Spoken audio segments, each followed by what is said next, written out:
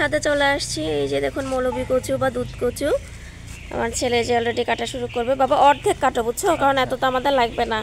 কুয়াশায় ভিজে গেছে। হ্যাঁ কুয়াশা, কত পানি মনে হচ্ছে বৃষ্টি হয়েছিল না? হয়েছিল মনে হয়। না এটা কুয়াশার পানি।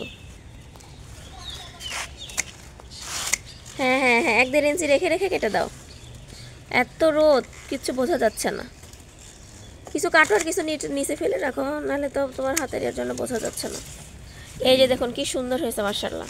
এই যে নিজের হাতে গাছ লাগানোর পর তুলতে কেমন লাগে বাবা? ভালো লাগে না। কেন?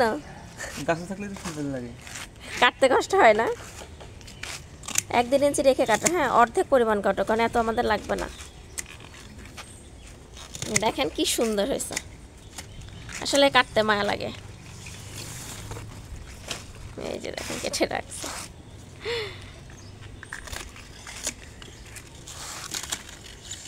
আর লাগবে? দেখো আর লাগবে না, আর লাগবে না, এইগুলোই হবে। আচ্ছা এই যে এখানকার একটা এই যে এটা না, হ্যাঁ এটাকে কাটো।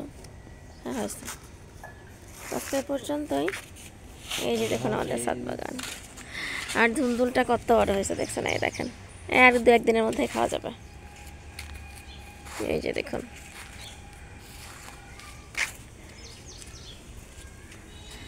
আমি এই যে ধুন্দুল লাগিয়ে দিয়েছি, দেখুন চারা বের হচ্ছে।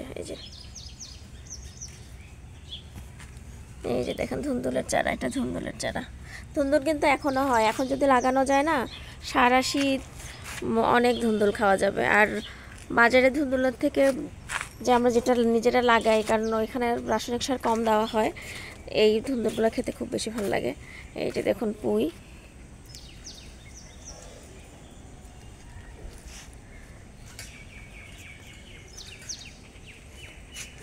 এই যে দেখুন আমার পুরো ছাদ বাগানটাই আপনাদেরকে ঘুরে দেখাচ্ছি। এই যে আমার লাউ, একটা লাউ ধরছে জানেন, এই দেখুন আর প্রথম লাউ হয়েছে।